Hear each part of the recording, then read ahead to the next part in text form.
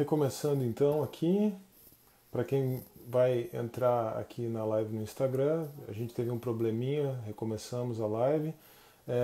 Para quem vai assistir no YouTube, amanhã já vou começar, a gente está recomeçando e vai ser postado no YouTube, vai ser postado no YouTube esse vídeo, e já vamos começar aqui ao vivo com o Alexandre Fernandes e vamos dar início à nossa conversa então. Vamos lá. Só aguardar o Alexandre conectar aqui. Pronto. Aí. Beleza. Acho que agora Agora acho que tá melhor, né? parece que sim. Então, tranquilo. Vamos lá, enquanto você arruma a posição aí, Alexandre, obrigado por quem nos acompanha antes, por quem está chegando agora aqui também. Muito obrigado mais uma vez por aceitar o convite para o webinário e para essa live aqui, né? O Alexandre é doutor em física, mestre e doutor em física pela UNB. A cosmologia é a área de pesquisa dele. A gente tem uma amizade aí de algum tempo já virtual, né? Especialmente pelo Twitter. Mas até estava comentando no outro vídeo que a gente teve que encerrar pelo sinal, quando eu divulguei que estava pensando em fazer o webinário sobre apologética, estava planejando, divulguei lá no Twitter, o professor Vilibaldo entrou aqui, vai ser nosso palestrante também no webinário, meu convidado da live de quinta-feira. Tudo bom, professor? Mas quando eu divulguei que estava pensando em fazer um webinário, o Alexandre já postou lá, rápido, no gatilho no Twitter, né? Não deixa de fora a cosmologia quântica. Eu aproveitei, então é contigo mesmo. E aí a gente foi interagindo mais. O Alexandre tem um trabalho, está fazendo um trabalho muito legal aí no Instagram, no YouTube, né? Tem o canal dele, tem o perfil aqui no Instagram. Depois você fala, até no começo, agora pode falar um pouquinho das suas mídias aí, Alexandre? Desse trabalho todo que você tem Beleza. feito, né? Junto com a ABC2, né? O Alexandre é diretor da ABC2 lá em Brasília. Então, com essa breve apresentação, retomando, eu já passo a palavra para você. Vamos falar aí sobre cosmologia. Afinal de contas, né? Já tinha feito a pergunta, né? Mas vamos reintroduzir o tema. O que é essa tal cosmologia? O que é isso? O que isso estuda? Qual é a importância disso para a ciência, para a física? E mais do que isso, né? Qual é a importância disso para a apologética, para a defesa da fé cristã, contextualizando aí e introduzindo o seu tema para o nosso webinário, né, que vai ser, o seu tema vai ser a cosmologia quântica, né? Então, a palavra é com você, se você quiser se apresentar, falar aí do seu trabalho, das suas redes, das mídias sociais, Uhum. enfim, né? O Alexandre está bem ativo mesmo, está fazendo um trabalho muito legal aí, especialmente que é um trabalho de apologética acima de tudo, né? Exatamente. Bom, é isso mesmo. Bom, boa noite, pessoal. Eu espero que agora a coisa esteja um pouquinho melhor. Eu tive que trocar de celular, o problema não é nem a internet. Mas eu acho que agora está um pouquinho mais. O trabalho aqui que eu faço, né, que é dentro da BC2, eu sou líder do grupo aqui em Brasília, que é uma Associação Brasileira de Cristãos na Ciência, que é a que faz, é uma instituição que faz, vamos dizer assim, uma ponte ou uma conversa entre a área da ciência e a área da teologia cristã, principalmente da teologia cristã. Então, esse é um dos trabalhos que eu faço aqui. Não é meu ganha-pão, eu tenho um ganha-pão específico numa empresa onde eu trabalho que não tem nada a ver com física, não tem nada a ver com teologia, com a minha formação e tudo mais. A minha formação foi justamente na área de cosmologia. Eu fiz mestrado e doutorado aqui na UNB, eu estou aqui em Brasília mesmo, no centro do Brasil, né? E a área que eu trabalhei, vamos dizer assim, a pesquisa que eu desenvolvi aqui foi em questão de cosmologia quântica, né? Daqui a pouquinho eu vou explicar, na verdade eu vou explicar isso um pouquinho mais detalhado dia 18 de julho, que eu vou até desmanchar um pouquinho cada um dos termos, o que é cosmologia, o que é quântica e o que é a cosmologia quântica. Só um parênteses, não é o que a gente costuma dizer no meio da física, né? Não é o besterol quântico. colchão quântico, água quântica e tudo mais. Não tem nada a ver com isso. Tá? A cosmologia quântica é uma área da ciência séria. Não é coach quântico, principalmente. Bem lembrado, não é coach quântico, viu? Então, é uma área da ciência, é uma sub-área da cosmologia bastante séria, que a gente trabalha. Aliás, não só eu, mas tem 1 milhão de outros físicos que trabalham em cima disso, dada a complexidade da coisa, né? Tanto do ponto de vista teórico, na verdade mais teórico do que experimental ou observacional, mas isso eu vou explicar nessa parte dentro de cosmologia. Só um outro ponto eu tento fazer uma divulgação, vamos dizer assim, desse trabalho todo que a gente faz aqui no Twitter. Toda terça e quinta-feira tem live que eu faço aqui no Twitter, porque a gente está parado, né? Então a gente acaba trabalhando aqui aí com... Aqui no Instagram, exatamente. Toda terça e quinta-feira, 8 horas aqui no Instagram. Né? E aí a gente faz nossas reuniões virtuais. Eita, não tem nada a ver com o Twitter. O Twitter, inclusive, o Twitter até foi como a gente deu uma parada com ele, né? Exatamente, acho que eu misturei por aí. Twitter foi quando a gente começou a conversar, né? Mas pelo Instagram, terça e quinta aqui a partir das 8 horas, e a gente desenvolve alguns trabalhos. Por exemplo, a gente está conversando agora, toda terça-feira, com aquele livro O Ajuste Fino do Universo, do Alistair McGrath, tá? Praticamente os livros do McGrath é os que eu estou trabalhando. E aqui tem um capítulo excelente sobre questão de cosmologia, né? Nessa parte de apologética que a gente está acabando mencionando aqui também. E aqui no Instagram e no YouTube também, a única coisa que eu faço no YouTube é subir os vídeos que eu trabalho aqui, mais um ou outro evento que a gente faz, eu gravo tudo e coloco lá para colocar principalmente conteúdo em português que não tem, né? Você vai procurar aí, por exemplo, a relação de fé e ciência, já é difícil achar em português. Cosmologia e teologia não tem, em português não tem. Em inglês, eu vira e mexe, eu ainda consigo achar um ou outro livro que não é muito bom, algum texto em inglês que não é muito bom. Mas isso aí são outras críticas que a gente tem. Mas, entrando agora justamente nessa parte da cosmologia em si, a relação dela com a teologia, que é principalmente vamos dizer assim, o foco que eu trabalho dentro da BC2, por exemplo, eu trabalho numa outra coluna, toda semana eu lanço um texto pequeno, lá no site horadeberear.com.br. Já estou fazendo o jabá que eu não sei nem se caberia. Tem que fazer, tem que fazer mesmo. Então tem esse site Hora de Berear, que é lá do pessoal que tem lá no Novo Testamento, né, a cidade lá onde as pessoas estavam ouvindo a pregação, tinha o texto bíblico do lado e o cara estava conferindo. Deixa eu ver se esse pregador está falando certo. Iria conferir. Né? Não é meu site, é de um eram pastor. mais nobres dos que os de Tessalônica porque conferiam tudo nas escrituras, é o que diz lá no livro de Atos. Né? Exatamente. Essa turma aí mesmo. Aí um colega aqui, a gente se conhece já há muitos anos, ele é pastor na igreja aqui, me convidou para fazer parte do site, desse projeto, horadeberear.com.br, e aí eu escrevo toda semana ali uma coluna relacionando cosmologia com teologia. Aí eu explico algum assunto dentro de astronomia e tudo mais, e a gente faz algum tipo de apologético, algum tipo de aplicação relacionando aquele tema que eu estou trabalhando com a teologia. Bom, para começar do começo, não em Gênesis 1, no princípio Deus criou os céus e a terra, senão a gente viraria a Bíblia toda aqui, mas a cosmologia justamente vai tratar dos começos, e mais do que isso, tanto do começo quanto da evolução do universo.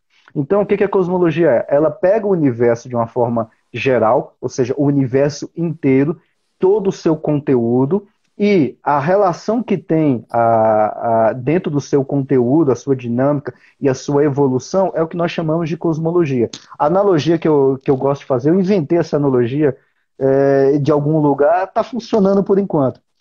Pega, por exemplo, um copo com água, né? Aqui tem água, coloca areia interna dentro dele.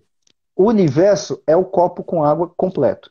Ah, mas e fora do universo? Isso aí é um negócio que a gente chama de multiverso, tá fora de cosmologia, é uma outra história, tá? Inclusive lá no webinar eu vou citar algumas coisinhas sobre multiverso, mas é uma outra história. Então o universo inteiro é o copo. o conteúdo do universo é a água com areia. Aí é que vem um detalhe. No copo, igual a gente trabalha, por exemplo, em termodinâmica, lá no segundo grau e tudo mais, ensino médio agora, né? Você vê que a minha idade já está um pouquinho passada. Então, a relação, a relação das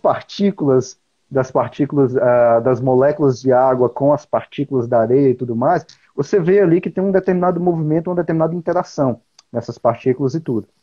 Então, você tem um copo com água e com areia fazendo interação. O copo é o universo inteiro. O conteúdo interno é o conteúdo do universo. As partículas que estão interagindo e tudo mais no universo são as galáxias. Então a cosmologia ela vai tratar da mesma forma na termodinâmica com as partículas, só que essas partículas são galáxias. As partículas na cosmologia, no caso do universo, não somos nós, que somos pequenininhos, não são planetas, que é um pouquinho maior, estrelas, que já é bem maior, não. As menores coisas dentro de cosmologia são galáxias, aglomerados de galáxias, que chega em algumas centenas de galáxias, e super aglomerado de galáxias, que chega aí na casa de milhares, dependendo da situação, até milhões de galáxias que estão interagindo uma com as outras. E nesse processo que você tem de interação, você tem nascimento de galáxias. Como é que se nasce uma galáxia? Bom, é um pouquinho complicado a gente falar de tempo, porque na posição que nós estamos hoje, já passou quase, eu vou arredondar os números, 14 bilhões de anos. Nesses 14 bilhões de anos aí, a gente teve muita história e a gente observa o universo com telescópios e tudo mais. Inclusive, essa posição que eu estava querendo justamente para mostrar esse telescópiozinho aqui. Não sei se dá para ver muito bem, mas esse telescópio aqui é uma luneta das... Dá para ver, né? É uma lunetazinha simples, ela é pequenininha, ela tem só uma, que a gente chama de abertura de 90 milímetros, mas com ela eu já consigo ver a galáxia de Andrômeda e ver algumas estrelas, aglomerados de estrelas e tudo mais. Então, utilizando telescópios muito melhores do que esse aqui, por exemplo, a gente observa cada vez mais distante. Mais distante em distância significa, a nível cosmológico, mais antigo. Então, por exemplo, quando eu estou medindo aí, eu vejo alguma galáxia, a galáxia de Andrômeda, que é a galáxia mais perto que está da gente, ela está, arredondando novamente os números, 2 milhões, na verdade já está 2,4, mas vamos arredondar, 2 milhões de anos-luz de distância. O que é isso? Significa que se eu sair daqui agora, na velocidade da luz, eu vou chegar na galáxia de Andrômeda daqui a 2 milhões de anos. Por outro lado, eu estou vendo a imagem de Andrômeda hoje como ela era há 2 milhões de anos atrás. Né? Acho que não travado. Há 2 milhões de anos atrás. Né? Então, essa é a imagem que eu visualizo da galáxia de Andrômeda. Então, eu começo a ver coisas no passado e a interação que tem, no caso da galáxia de Andrômeda com outras galáxias e tudo mais, vai fazer surgir outras galáxias. Porque essas galáxias que estão por aí, a nossa, Andrômeda e tudo mais, surgiram mais ou menos aí há uns 10 bilhões de anos atrás. Mas ainda tem outras que estão surgindo por processo de fusão. E é nesses processos de fusão é que a gente acaba estudando dentro de cosmologia. Ou seja, como é que o universo evolui ao longo do tempo, quais são as distâncias que as galáxias estão se afastando da gente, e vamos dizer assim, como a gente está olhando para o passado para tentar entender o futuro dentro da cosmologia, como é que o universo pode finalizar a questão de energia escura e tudo mais. Então, cosmologia vai tratar de tudo isso. Tá, e qual que é a relação disso com a teologia? Bom, a primeira coisa que a gente pode amarrar é justamente com o que o McGrath, novamente, eu gosto muito do McGrath, ele tem livros muito bons, os textos excelentes. Amarrando com algumas palavras do McGrath, toda essa cosmologia, vamos colocar assim, para ser amarrada com a teologia, a gente amarra dentro da doutrina cristã da criação, né? Onde Deus criou todas as coisas, só que Deus criou todas as coisas e revelou a nós de duas formas, através das escrituras e através da natureza, né? Inclusive de métodos diferentes. Né? Então a gente pega, por exemplo, o texto bíblico, dentro do texto bíblico a gente encontra palavras, a gente não encontra equações. Eu iria achar excelente se na Bíblia tivesse um monte de equações e tudo mais, porque aí facilitaria o meu serviço inteiro. Pegar umas equações diferenciais, umas distâncias de galáxias. Seria Então mais seria uma fácil de maravilha, mas decodificar, né? e muito mais fácil de codificar, exatamente. Então, eu já teria ali o projeto já pronto, né? Ou minha tese de doutorado já prontinha, só copiar da Bíblia e defender. Tá tranquilo desse jeito. Mas não tem, o texto bíblico não tem o processo que Deus criou todas as coisas. Aí, no processo, a gente tem que ir para a revelação geral. A gente tem que procurar ah, o que, se não me engano, acho que foi Galileu que mencionava, ou foi Galileu, ou foi um cara contemporâneo a ele, um pouquinho depois, agora eu não estou lembrado agora exatamente, que é o outro livro, que não é o livro A do texto metáfora dos bíblico, mas dois o livro livros, da né? natureza. A metáfora dos dois livros, né? Então eu vou ter O que ir para o Galileu outro usava livro para isso. poder. É Galileu, né? Então Isso. ainda estava lembrando desse detalhe. Então Galileu ele mencionava essa questão da metáfora dos dois livros. Então na Bíblia não tem equação, mas no outro livro da natureza eu tenho uma forma de ler ele. Então eu vou pegar equações, que no meu caso eu trabalho com cosmologia na área teórica, né? Então eu resolvo equações para tentar resolver o início do universo, né?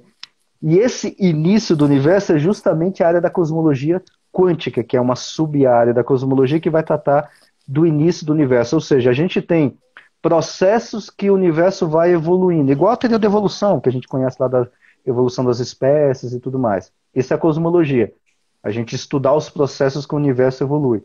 Agora, eu estou interessado em saber como, não por quê. O porquê eu vou lá nas escrituras e descubro. Mas como o universo nasceu? Quais são os processos que fez com que o universo nascesse? Ninguém estava lá no momento. A Bíblia não, não dá pistas para a gente lá como é que foi igual uma das coisas que eu vou mencionar, tunelamento quântico cosmológico. Não tem. Então eu vou ter que montar modelos, resolver equações e tudo mais para ver se aquele modelo explica o início do universo, mais a evolução do universo hoje. Se explicar, beleza, o modelo teórico tá de acordo. Agora eu preciso achar evidências do início do universo nos nossos dias atuais para ver se esse modelo que eu estou colocando de cosmologia quântica está batendo, né? E aí, por isso que a gente tem essa vamos dizer assim, essa discussão toda dentro de cosmologia quântica, que é uma área muito grande, tem muitos modelos, inclusive eu vou apresentar lá no webinar, eu vou apresentar apenas e somente 3 modelos, onde eu vou comentar esses 3 modelos de cosmologia quântica, citar milhares de outros por palavras, porque não dá nem para a gente começar a estudar, porque vamos dizer assim, o ponto que a física está hoje, e aí eu estou dizendo ela de forma geral, e não só dos cristãos físicos, é justamente tentar descobrir essa questão de como é que o universo nasceu, como é que é todo o seu processo de construção, né? E a gente não sabe, a gente não tem telescópio para ir para o início do universo. Os nossos telescópios, eles só conseguem atingir, vamos dizer assim, questão de distância, ou seja, no passado, somente até quando o universo tinha 400, vamos arredondar, 400 mil anos de idade, que é o que a gente chama de radiação cósmica de fundo. Inclusive, um parênteses para um jabá de novo, no meu canal lá eu fiz uma série de 6 episódios, de coisa de 5 minutos, onde eu explico a radiação cósmica de fundo e a relação dela com a teologia. Tá? Então lá tem alguns detalhes a mais. E a gente só consegue ver até a radiação cósmica de fundo, ou seja, o universo era um bebê com 400 mil anos de idade. Não é um problema tecnológico, não é um problema da gente construir um telescópio maior para poder visualizar além disso. É porque não dá, a natureza não permite que a gente visualize além da radiação cósmica de fundo. Mas a gente não quer saber o universo com 100 mil anos de idade, com 50 mil anos de idade, ou com 1 hora de vida. A gente quer saber o processo do nascer o universo, como é que ele continua, vamos dizer assim, que é o que eu vou explicar isso direitinho lá um pouquinho mais para frente, lá no webinar, a questão da inflação, quando o universo começa a se expandir. A gente quer saber exatamente esse ponto de expansão dele, né, que é o que a gente chama de Big Bang. Não é uma explosão do universo, mas é uma expansão inflacionária, ou seja, muito rápida. E aí eu já finalizo esse detalhe. Eu gastei aí 4 anos, mais ou menos, que foram 2 anos de mestrado e 2 anos de doutorado, estudando apenas um único ponto no início do universo. Ou seja, o processo todo que eu fiz, uma dissertação, uma tese de doutorado, foi, ó, do início do universo tem essas coisinhas aqui e isso indica que o universo vai dar o seu período de inflação, o seu Big Bang, assim, acabou. Eu só fiz, entre aspas, só isso. E só isso consumiu aí uma pós-graduação inteira. Eu não fiz um modelo cosmológico completo, eu não fiz nada muito maior do que isso. Ou seja, só para a gente ter uma ideia de que a coisa é bastante complicada, né? Claro, tem o seu lado complicado aí, mas o negócio é bastante completo e uma pessoa só, na realidade era eu, meu orientador e um outro colega, um outro professor colega, estudando exatamente só esse ponto. Em 4 anos a gente não conseguiu secar um pontinho, não conseguiu explicar o restante do ponto.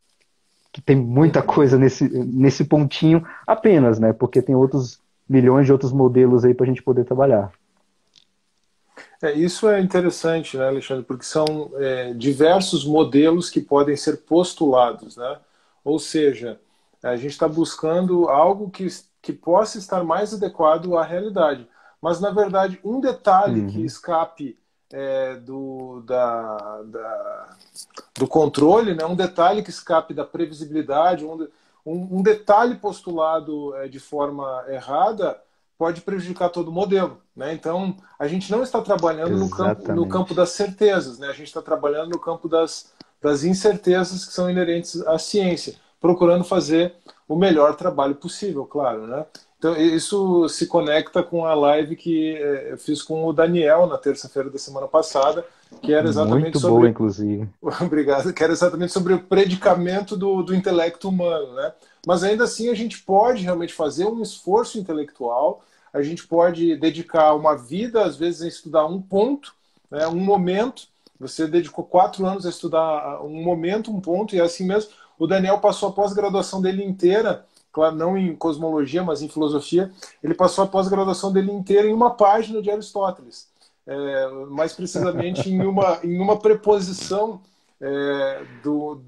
da obra do Aristóteles, né? Então, o conhecimento humano é assim, mas veja que riqueza, né? A riqueza do conhecimento do Daniel, apesar de ele ter se concentrado a sua pesquisa numa página, o tanto que ele conheceu e pode acrescentar você, tendo concentrado a sua pesquisa num momento do universo, o tanto que você adquiriu de conhecimento e pode repassar, isso é muito legal, né? Mas, assim, quais são os... não sei se você queria falar ainda algo nesse sentido, acho que já ficou bem claro qual é o trabalho da cosmologia, né? E que você vai entrar nos modelos de cosmologia quântica no webinário, mas seria legal a gente talvez explorar um pouco essa relação com a apologética mesmo, né? Qual é o valor apologético que a gente pode trabalhar? E aí talvez a gente possa falar um pouquinho dos argumentos apologéticos tradicionais, né? Qual é o valor apologético que a gente pode trabalhar em cima dessa questão da cosmologia? Quer dizer, o argumento cosmológico da causa primeira, né? O argumento cosmológico Kalam, esse estudo todo do ajuste fino que você mencionou vai estar ligado com o argumento teleológico, o argumento do design. Como que a gente pode relacionar essas questões que são estudadas na cosmologia em geral e na quântica em particular, e aí você pode até mencionar algum exemplo, alguma situação, mas como que a gente pode relacionar com os argumentos apologéticos tradicionais e aí reforçar esses argumentos, robustecer a defesa da fé, né? É muito importante mostrar que simplesmente porque está se trabalhando numa perspectiva, né, numa estrutura de Big Bang, de evolução do universo, isso não contraria, não precisa contrariar a fé em Deus. Pelo contrário, isso pode reforçar a fé num Deus criador.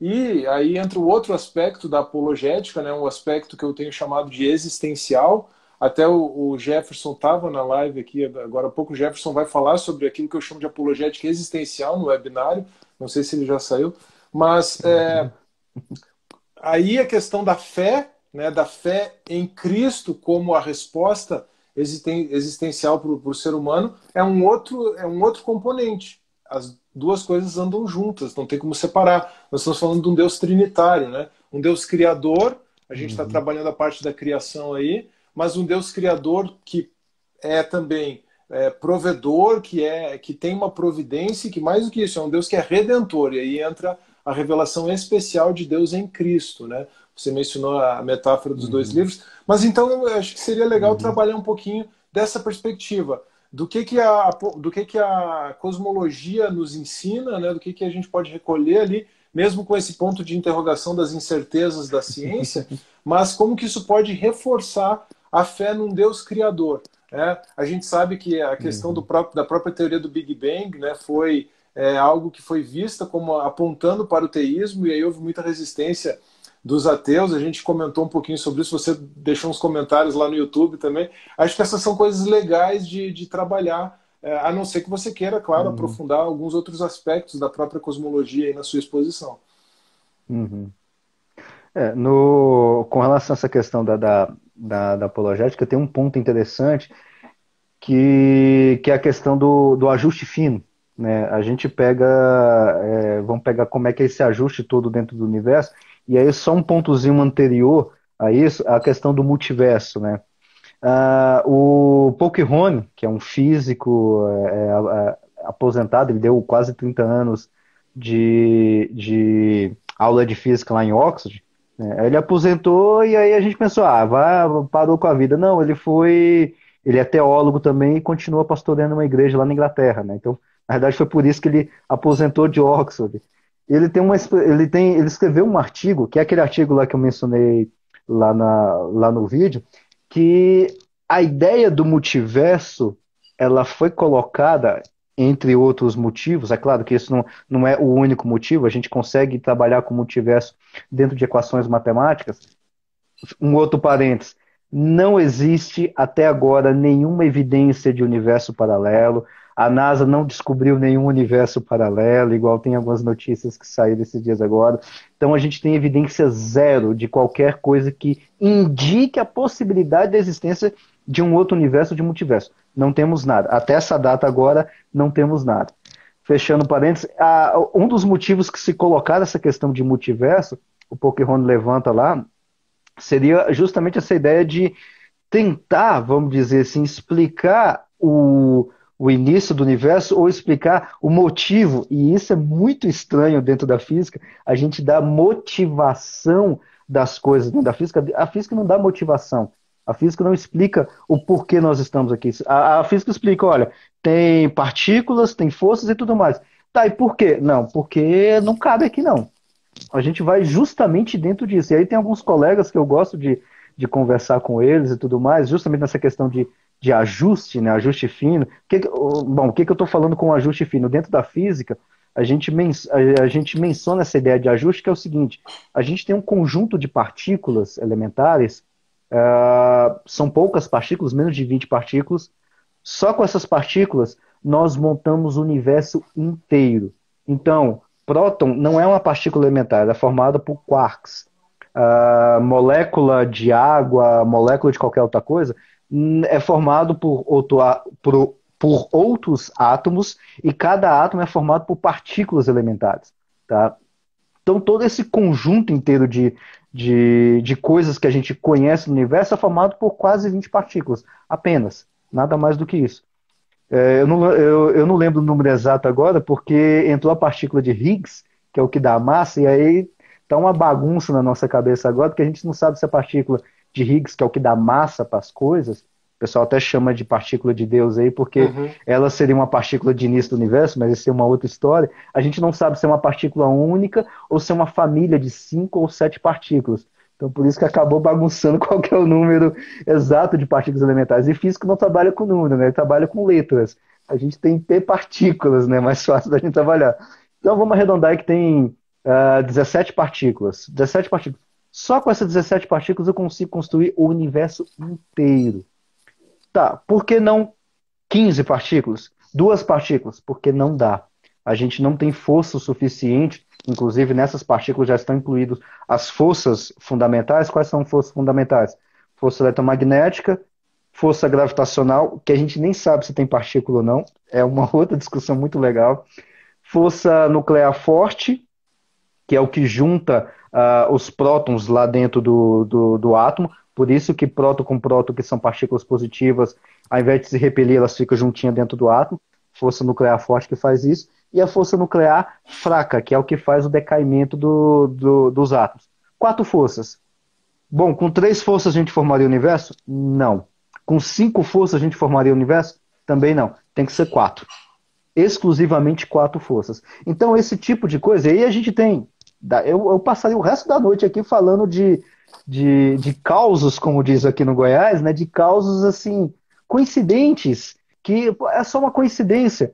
E aí tem um outro detalhe que físico também não trabalha com coincidência. A gente não sabe a resposta, mas não tem coincidência. Então tem uma série de coincidências dentro do universo que a gente não consegue explicar.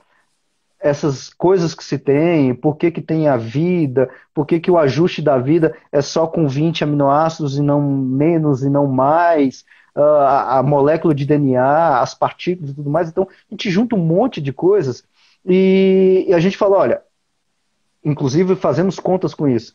Se a força eletromagnética e a força gravitacional for um pouquinho mais forte ou um pouquinho mais fraca, e isso é uma continha simples que a gente faz, inclusive, em segundo grau, a gente não teria ou estrelas, ou seja, a gente não tem estrelas, não tem nem vida, ou a gente não teria universo.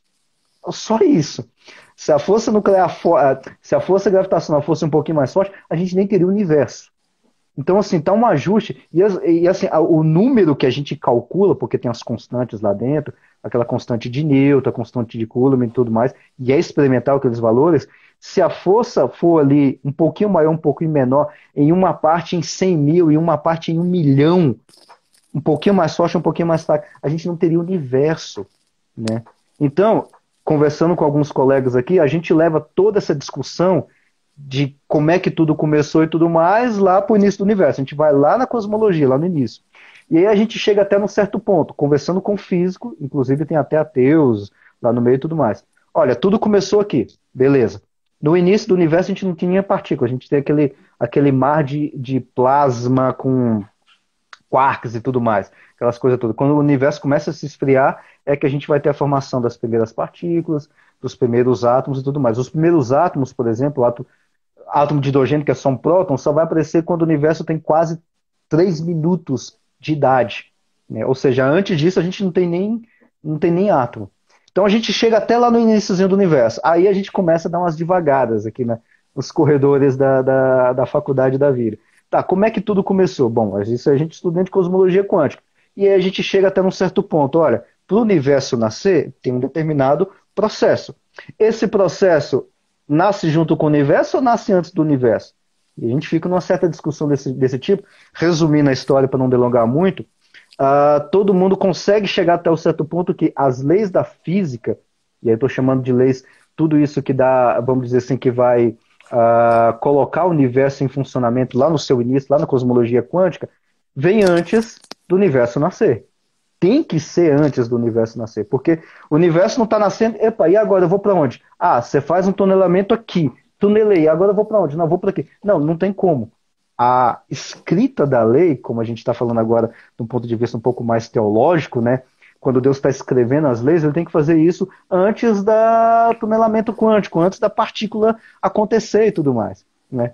Descartando novamente a questão de multiverso, porque tem alguns colegas que eu vou conversando com eles e falam, não, tem multiverso, o universo se chocou com o outro, por exemplo, esse cartaz que tem aqui atrás, foi o primeiro trabalho que eu fiz lá na graduação, em Teoria M.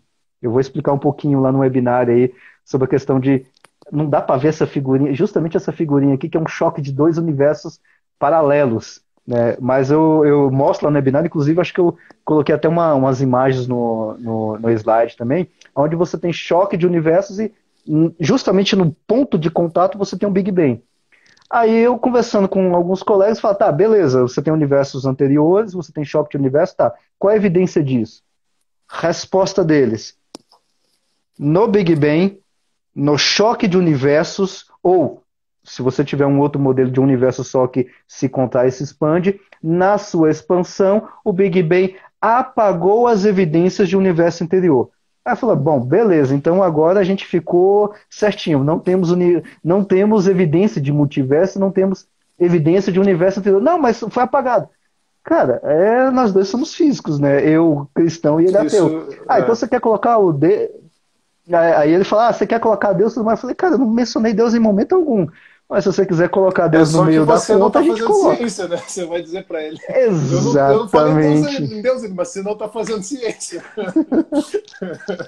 Então, E já que aí você a não está gente fazendo fica nessa ciência, a zoação. minha teologia é um pouquinho mais rebuscada do que a sua. Ela é um pouquinho mais embasada do que a sua. Exatamente. E eu, pelo menos, estou sendo honesto e sincero, né? Eu acho que aqui, Alexandre, você chegou num ponto de inflexão bem bom para eu colocar a pergunta do Douglas Nunes. A gente teve duas perguntas muito boas, mas eu acho que essa se encaixa bem aqui, ó. No argumento cosmológico Kalan, qual é a melhor forma de defender a segunda premissa na visão de vocês, na sua visão, né? Aquela premissa que exatamente o universo teve um começo. Tudo aquilo que tem um começo tem uma causa, né? O universo tem um começo. Então, eu acho que você chegou bem no ponto, né? Nós podemos falar que o universo de fato teve um começo que não foi precedido por um multiverso ou por uma retração antes da expansão. É possível falar isso, e aí então essas leis que vão conduzir essa expansão inicial, elas já estão escritas, então a gente está falando de cosmologia, mas junto com teleologia, junto com a finalidade, né, junto com o argumento do design. Não tem como separar, Exatamente. na verdade, né? É tudo muito junto, a gente separa mais para fins didáticos, né? Mas assim, como que você, dentro disso que você está expondo, como que você faria a melhor defesa da segunda premissa do argumento Kalan, dentro dessa pergunta do Douglas aqui? Nessa questão da causa, inclusive eu acho que eu vou gastar um pouquinho mais de tempo lá no webinário, justamente na hora que eu for falar do modelo do Alexander Vilekin, né? O cara é russo, então eu não sei se é Vilekin ou Vilekain, né? E ele coloca uma questão que a gente trabalha dentro da física, um trabalho, vamos dizer assim, bem estabelecido nisso, que o universo veio do nada, né? E aí o Craig cita o livro do Vilekin, Muitos Mundos em Um. Eu fui atrás desse livro, encontrei, praticamente li o livro praticamente todo, né? Justamente para preparar essa ideia esse modelo do Vilekin. E aí ele começa a explicar o que é o nada, né? Resumindo a história e nem dar spoiler do que eu vou explicar mais para frente, o nada dentro da física, como a gente faz, né? A gente tem o conceito de nada, a gente chama de vácuo, tá? E o vácuo realmente ele existe, ele vamos dizer assim, é uma expressão que eu gosto de usar dentro da física, é o nada físico. Esse nada físico, ele tem muita coisa. Ele tem bastante coisa, né? Esse nada físico, que é o que a gente chama, que é o vácuo, ele tem energia, tem uma quantidade de energia por causa da mecânica quântica e tudo mais. Então ele tem muita coisa. E, e esse é o termo técnico, falso vácuo quântico metaestável. Eu vou explicar ele direitinho lá no webinário. Esse objeto todo que é o nada físico, que é o nosso vácuo mesmo, onde a gente trabalha, ele não é o nada absoluto. Essa coisa, vamos chamar assim, né, porque ele é uma entidade, tem propriedades físicas, inclusive, ele é tão nada, entre aspas, que tem um universo inteiro. E o que eu estou chamando de universo inteiro? A massa do universo, a composição do universo inteiro ali dentro. Fazendo um pulo já gigantesco em cima disso, o que isso tem a ver com a questão da primeira causa e tudo mais? A gente precisa ter, e eu estou falando a gente dentro da cosmologia quântica, a gente precisa ter um objeto entre aspas, porque aí a gente tá dizendo de um objeto que não tem dimensão. É um negocinho meio complicado, dá para trabalhar na matemática. Em palavras é bastante complicado, mas vamos chamar de objeto físico, entre aspas. A gente precisa ter um objeto, esse objeto tem propriedades, a gente coloca propriedades físicas nesse objeto. Então o Vilekin, por exemplo, ele trabalha num artigo, eu vou acabar citando depois quem quiser procurar lá no webinário, eu vou deixar lá a citação dele, pode encontrar esse artigo, e ele dá, que é aquela letra grega φ, ele dá propriedades físicas para esse falso vácuo quântico metaestável. E faz a construção em cima, faz um tunelamento quântico em cima dentro dele, e o universo nasce de todo esse processo. Ou seja, o universo, agora a gente falando, vamos dizer assim, teologicamente, ele vai nascer de algum lugar. Mesmo que se algum lugar não tenha dimensão de distância, a gente consegue escrever algo sem dimensão matematicamente e tudo mais, mas ele vai vir de algum lugar. E eu, lendo o livro do Wilkein, eu vi que ele tem uma certa dificuldade na hora que ele vai definir o que é o nada absoluto e o nada físico, que é o que eu estou chamando aqui. Ele quase, faltou pouco para ele dizer, olha, aqui a gente tem uma transcendência. Deus fez a coisa aparecer nesse falso vácuo quântico e daqui para frente a gente está explicando dessa forma. Só faltou isso. Se ele colocasse essa frase, o livro estaria perfeito, estaria completamente encaixado, tudo certinho. Mas ele forçava a barra ali na escrita de relacionar o nada absoluto, que é o nada que não tem realmente nada, não tem matéria, não tem massa, não tem dimensão, não tem tempo, inclusive ele menciona isso, com o falso vácuo quântico metaestável, que tem energia, não tem dimensão, o tempo começa ali dentro dele e tem a matéria, tem a massa inteira do universo. Aí dá para conversar com ele, assim, ele ainda tá vivo ainda, o Wilkein ainda tá vivo, dá para falar, o Wilkein, não dá certo. Você tá colocando que o universo nasce daqui, beleza, tá perfeitinho, mas esse ponto daqui em diante, ele é transcendente, ele tá, é o que nós chamamos de estar metafísica, ou seja, está além da física.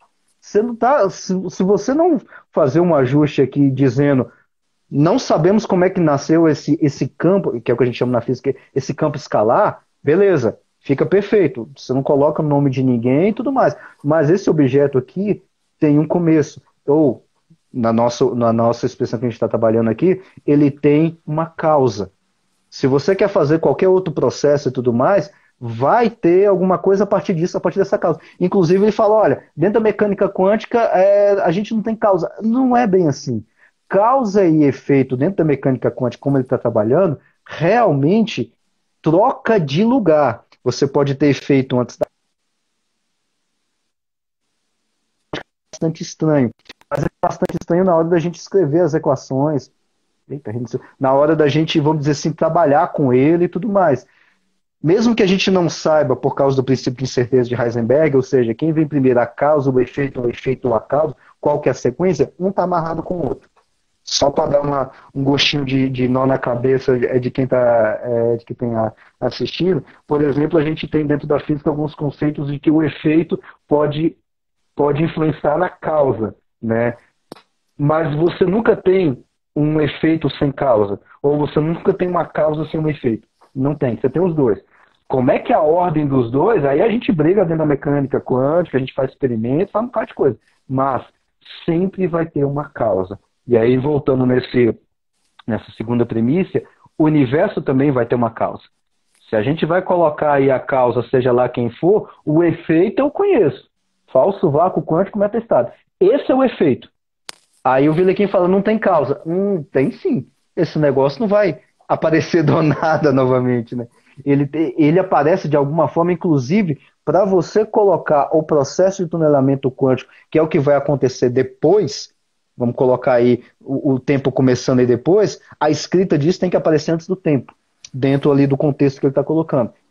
O negócio não aparece ali junto com o tempo, não vai aparecer junto com o campo escalar, vai ter que aparecer antes. Então, aqui, ou você coloca um negócio transcendente, ou você coloca não sei, ou você coloca tem uma causa e não sabemos.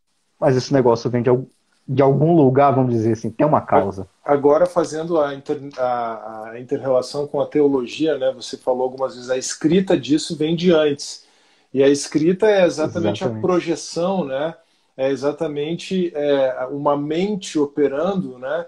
E aí na teologia a gente tem lá no Evangelho de João, né? No princípio era o Logos, e o Logos estava com Deus, e o Logos era Deus, né? E aí na explicação intelectualista de Tomás de Aquino, né, e da patrística, o Logos como a imagem que Deus faz de si mesmo, e a partir da imagem que ele faz de si mesmo, ele projeta todas as coisas, né? E aí, quando a gente vai para Cristo, né, como ponto culminante do processo de autorrevelação de Deus na história, você tem em Cristo toda a dimensão da divindade, toda a expressão da divindade que diz respeito ao humano, né? Do mesmo jeito que todas as leis da física foram escritas antes de tudo começar ali, né? Todas as leis que vão reger aquele processo ali todo de tunelamento quântico e falso vácuo e todo mais, né? E 14 bilhões de anos de história, também Deus escreveu, projetou, fez uma imagem de si mesmo que diz respeito a nós, que se projeta em nós, e nós vemos isso, contemplamos isso em Cristo. Então, quando a gente junta todas essas coisas, realmente é muito lindo, né? É algo que assim, é muito interessante contemplar a grandeza de Deus e fazendo essas conexões teológicas, né? Porque elas são necessárias, porque a física como que abre caminho para a teologia dessa maneira, né? A revelação geral, quer dizer, o livro da natureza vai caminhar junto com o livro da revelação especial, né? Da escritura, e aí você consegue juntar. O que a gente não pode fazer, e aí eu acho que eu vou encaixar outra pergunta, a pergunta do Ruiz também, o que a gente não pode fazer é confundir as coisas, é entender que a física, a cosmologia, ela tem o seu campo, né? E ela, quando você se aproxima dela, sem embutir filosofia nela, né? Que isso que você mencionou, essa postura dos próprios cientistas ateus, eles estão contrabandeando filosofia e teologia para dentro da física, né? Quando você se aproxima dela de uma forma isenta e imparcial e percebe que ela pode coexistir com a abordagem teológica, né? E você pode trabalhar essas coisas junto, e isso pode até mesmo enriquecer demais. Quer dizer, a teologia complementa aquilo que a física não consegue alcançar, ou aquilo que a física prepara caminho, vamos dizer assim, né? Porque isso é algo, por definição, ela não tem como chegar ali, né? Mas, ao mesmo tempo, a consideração da física, da cosmologia, ela pode aumentar o seu espanto diante da grandeza da criação e, consequentemente, do Criador, né? Mas pensando nessa lógica de trabalhar os dois livros, a metáfora dos dois livros, né? Trabalhar os dois livros de forma paralela, mas sem um prejudicar o outro, pelo contrário, eles dialogando, né? Aí entra a pergunta do Ruiz. Qual a visão cosmológica sobre a Terra jovem? Pergunto isso porque você falou que observar Andrômeda hoje seria observá-la como ela era há 2 milhões de anos. Realmente, quando o pessoal começou a fazer essas observações e trabalhar com a questão dos anos-luz, né? Aí a ideia de um universo, de uma Terra com 6 mil anos, que seria a soma das genealogias de Gênesis até hoje, né? Aí isso aí entra em choque. O que você poderia explicar assim dentro disso que a gente está conversando? Eu sei que isso já é todo um novo campo, né? E aí toda a questão de criacionismo de terra velha, criacionismo de terra jovem e tantos modelos que podem ser pensados, mas como que você endereçaria essa questão, trataria essa questão, explicaria isso de forma simples aí para o Ruiz? Depois o Ruiz pode também acompanhar todo o teu trabalho, mas dando essa pincelada, acho que seria muito importante, porque alguém pode pensar que uma visão cristã conservadora estaria em choque aqui e não precisa ser assim, né? Então, diga lá, Alexandre, como trabalhar essa questão aí da idade da Terra à luz de Gênesis com toda a cosmologia aí.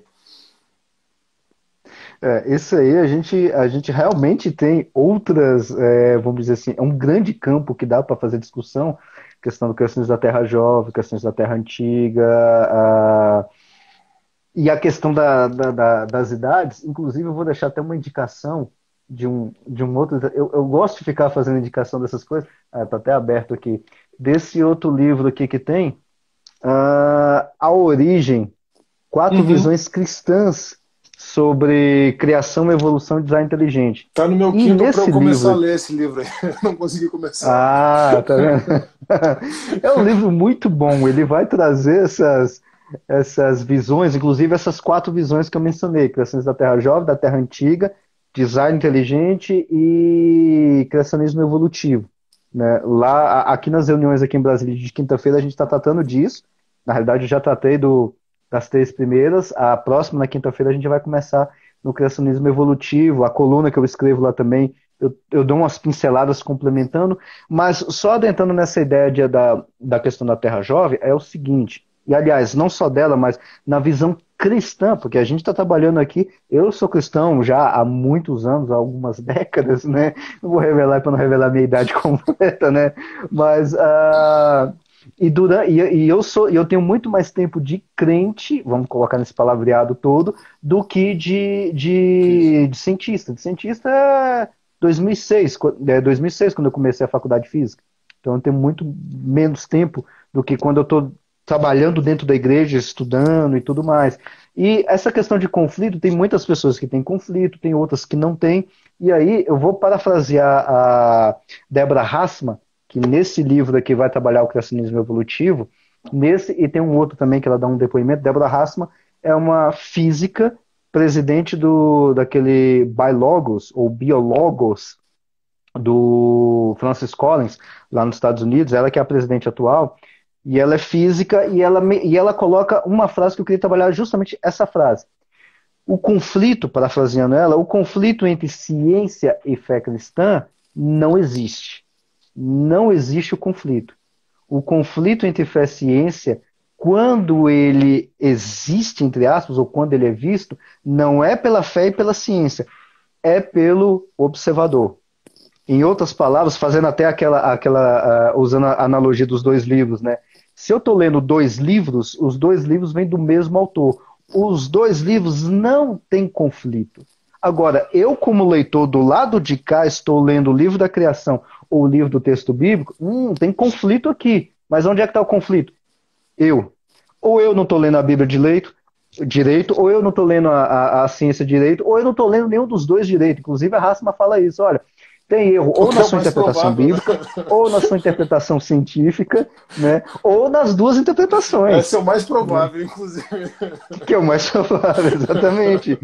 Né? Então, assim, e a gente, historicamente, lá no seu canal, por exemplo, eu estou inclusive aprendendo muita coisa que tem lá, ao longo da história da igreja, ao longo de discussões ali de soteriologia, por exemplo, de um monte de pessoas que estão tentando fazer alguma leitura das escrituras, não é nem da ciência, das escrituras, e ali já surge ali um monte de interpretação. Na ciência, eu passaria o resto da noite falando só de modelo cosmológico diferente. Multiverso, universo eterno, universos paralelos, muitos mundos da mecânica quântica, que é um outro tipo de multiverso, universos bebês, que é o que o Hawking trabalhava. Só aí eu citei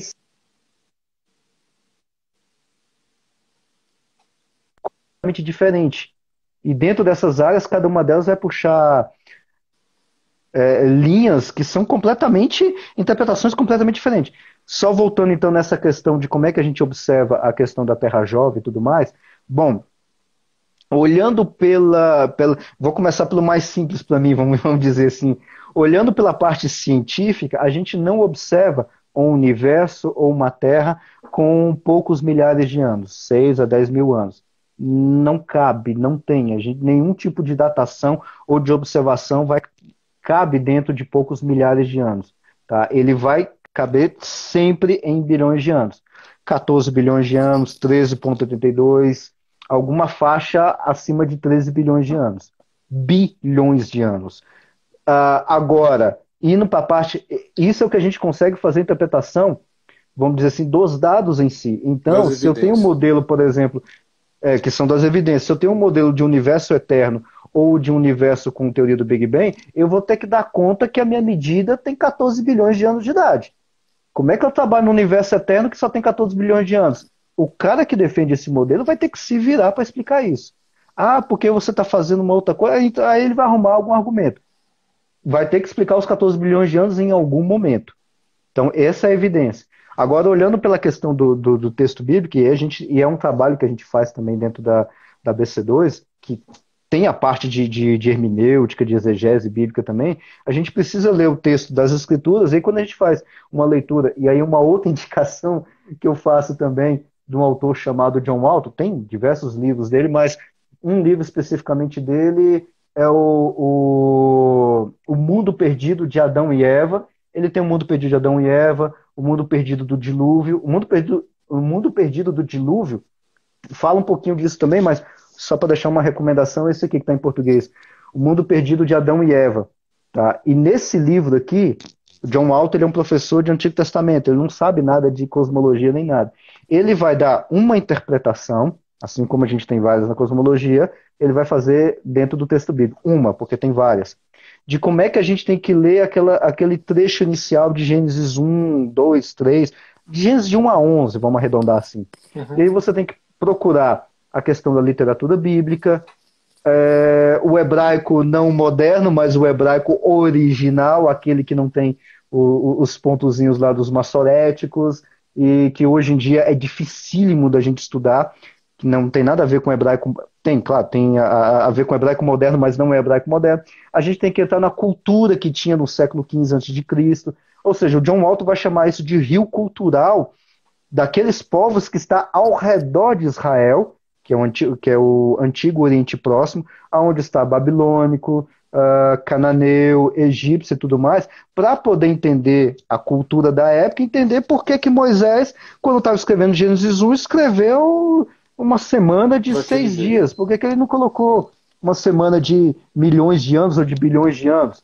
Aí, por causa da cultura que se tinha na época. Então a gente tem que entender tudo isso. O E aí, a hora que paralelismo a dos gente. 6 dias ele é muito interessante, né? Quando a pessoa desperta para o Uhum. paralelismo entre o dia 1 e o dia 4, o dia 2 e o dia 5, o dia 13 e o dia 6, e entende um pouquinho de poesia hebraica, isso aí Abre. já dá um estalo, assim. Não é algo que a Já gente vai dá, aí o poder cara. aprofundar aqui, mas já. E uma coisa que eu imagino que o Walton deve trabalhar, talvez até venha dele o argumento, eu já ouvi, mas não li esse livro, é que Moisés está fazendo uma obra de apologética ali dentro desse caldo cultural, né? Ele está Ele realmente, fala ele isso, está fazendo isso inclusive. que a gente está fazendo aqui, então o argumento vem dele. Né? Ele está fazendo isso que a gente está Exatamente. fazendo aqui no seu tempo, quer dizer, na época de Moisés ele precisava lidar com algumas questões e ele vai lidar inspirado por Deus, que não é o que a gente está fazendo aqui, né? Nós não temos a Aham. inspiração, mas ele vai lidar inspirado por Deus daquela maneira que ele fez ali em Gênesis. A gente está mudando o que deve ser mudado, trabalhando com cosmologia, com física quântica e com hermenêutica, Uhum. interpretação, crítica bíblica, fazendo apologética hoje. Quer dizer, existe uma semelhança até muito interessante, tirando o fato de que ele era inspirado por Deus e nós não, né? Mas assim, isso é muito interessante Exatamente. realmente, né? Então isso começa a abrir a mente mesmo, né? Abrir os horizontes, né? De hermenêutica, de interpretação bíblica. Exatamente. Inclusive, nesse ponto aí, não é nesse livro Mundo Perdido de Adão e Eva, mas eu li isso nele, se eu não me engano, num outro comentário. Ele tem um outro livro de comentário do Antigo Testamento que ele faz. Eu tenho quase certeza que eu li naquele lá. Porque John Walton está escrevendo aquilo dentro da cultura da época, a cultura da época era politeísta, um monte de Deus e tudo mais. Aí do nada aparece um texto onde está falando de um único Deus, criador de coisas, sendo que nessa época as coisas não eram coisas, objetos, mas eram ações dos próprios deuses ou parte dos próprios deuses. E aí está aparecendo um que diz: não, isso aí é tudo objeto e foi tudo criado por Deus. E aí ele fecha justamente nisso que ele chega a falar, parafraseando ele, é, que Moisés está escrevendo o primeiro texto de apologética que começa em Gênesis 1 lá para os povos do Antigo Oriente Próximo. Então, o livro de Gênesis, aquela parte introdutória, que tem muitos detalhes ali, que é de Gênesis de 1 a 11, que vai acabar sendo uma introdução, vamos dizer assim, para o que vai acontecer para frente, é um texto de apologética. Ou seja, o texto bíblico começa com apologética. E ele está se revelando ali, Deus está se revelando ali, Moisés está escrevendo, vamos dizer assim, defendendo essa posição de Deus em relação aos outros povos, exatamente como a gente vai fazer dia 18 ou diversos outros teólogos fizeram, que é apologética. Ou seja, a Bíblia começa com apologética, né? Muito bom mesmo, muito jóia. A gente tem pouco tempo aqui no Instagram para tanto assunto, né? Ele já está avisando aqui dos Exato. 2 minutos finais, estamos com 1 minuto e 40. Então, mas eu acho que a gente conseguiu trabalhar assim de uma forma muito legal e ainda consegui encaixar as perguntas aí que o pessoal fez. Então foi muito jóia. Só tenho a agradecer, Alexandre. Vou deixar você fazer aí 1 minuto de considerações finais para a gente poder encerrar a live. Tá, bom, eu gostaria de agradecer a tanta oportunidade. É um prazer enorme a gente estar conversando aqui a primeira vez, vamos dizer assim, pessoal, entre aspas, virtual, né? Então foi um prazer muito grande. E dia 18 a gente vai ter aí mais um espaçozinho para a gente poder conversar um pouquinho mais. Tá? Então, muito obrigado e pode me procurar, mandar perguntas e tudo mais aí pouco mais complicado e a gente vai conversando ao longo do tempo, sem problema. O pessoal que está acompanhando pelo Instagram, é só seguir o Alexandre aí. O pessoal já está se manifestando, agradecendo e elogiando a live. Foi muito boa mesmo, só tenho a agradecer, Alexandre. No YouTube, o vídeo vai estar no ar amanhã já, no Tel de Datas. Aí eu vou colocar todas as referências que você colocou aí, suas mídias sociais e tal. Até se quiser me mandar por WhatsApp tudo que você quiser que vá para a descrição do vídeo no YouTube, me manda que facilita o trabalho. Mas aí vai estar tudo na descrição. Beleza, E é isso aí. Gente, vou te continuar mando. explorando esse conteúdo aí até o dia 18. Vai estar. Segue o Douglas, segue o Alexandre aqui no YouTube, no Instagram mesmo, e pede por DM aí o material para ele, mas vai estar tudo no YouTube e vamos continuar trabalhando esse conteúdo aí até o dia 18. No dia 18, um grande webinário sobre apologética para trabalhar todos esses conceitos.